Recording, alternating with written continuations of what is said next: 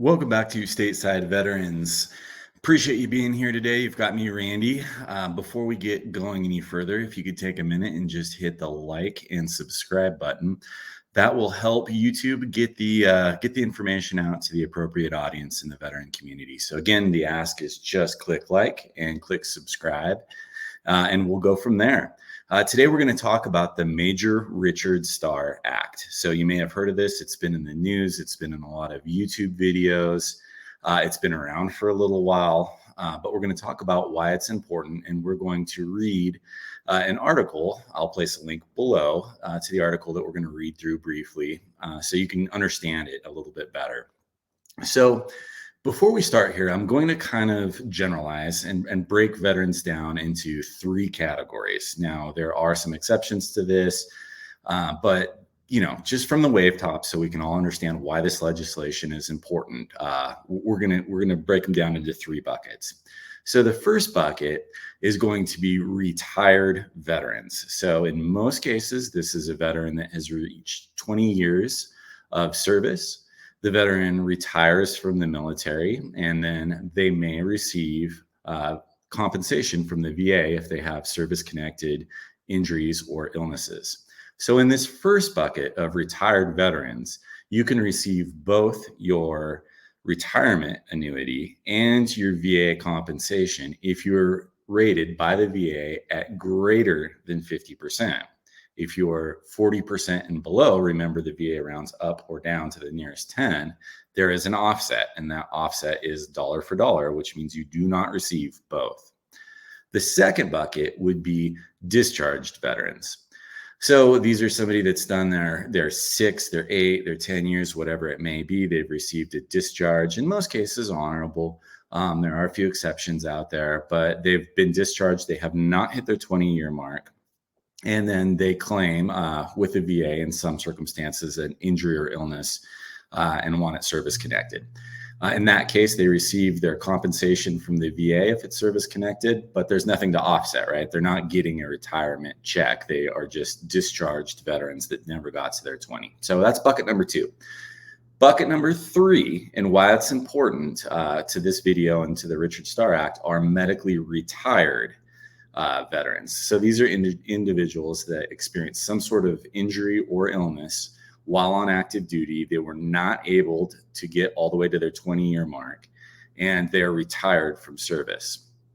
Now, under current law, their retirement is offset. Any retirement benefit that they may have is offset 100% dollar for dollar by any VA compensation they receive. And so the purpose of the Major Richard Starr Act is to create what many perceive to be an unfair situation. These are folks that were tracking along in their career.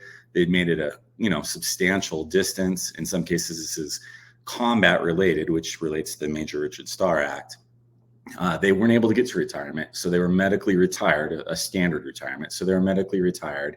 And now the entirety of their retirement is being offset by the VA payment dollar for dollar. So let's read a little bit of this article and we can talk about it. So it says, Tester joins veterans to urge Congress to include Major Richard Starr Act and must pass defense bill. So we're talking about the NDAA here.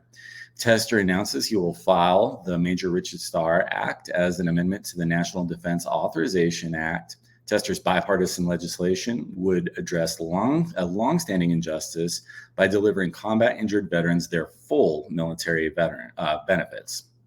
Moving down here, it says, Senate Veteran Affairs Committee Chairman John Tester today joined veterans and veteran service organizations to urge Congress to put combat-injured veterans first and adopt the Major Richard Starr Act as an amendment to the annual must-pass defense bill, the National Defense Authorization Act, otherwise known as the NDAA.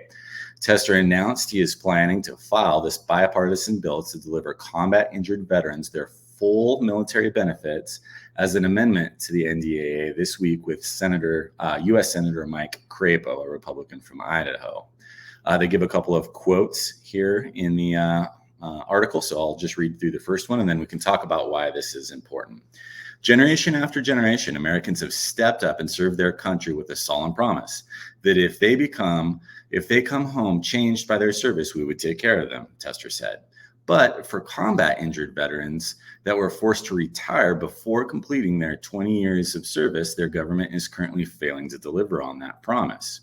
Congress has the opportunity to do the right thing for these veterans and their families by setting up a vote to adopt the Major Richard Starr Act as an amendment to the NDAA to finally fix this unfair policy and provide medically retired combat veterans their full military benefits. So going back to the first paragraph here, there's a couple of important things to unpack. A lot of times legislation doesn't need to be standalone. You don't have to boil the ocean and get one single piece of legislation standalone through Congress. In this case, they're attaching it to an NDAA, which is something Congress is going to address anyway. They do it year by year. So it's in a way to add on important and smart legislation to ensure that it gets a full vote. So that's the first piece. The second piece, and I'm going to go back and reread this quote here, is important to me personally. So he says that Tester today joined veterans and veteran service organizations to urge Congress to put combat injured veterans first.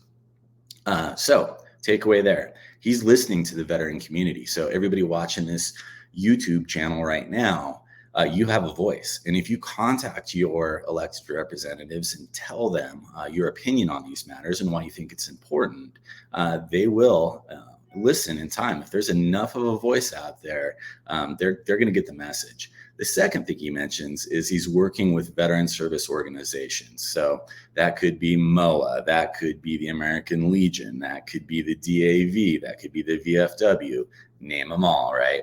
All of them are a little different. All of them have a little different mission and flavor to them.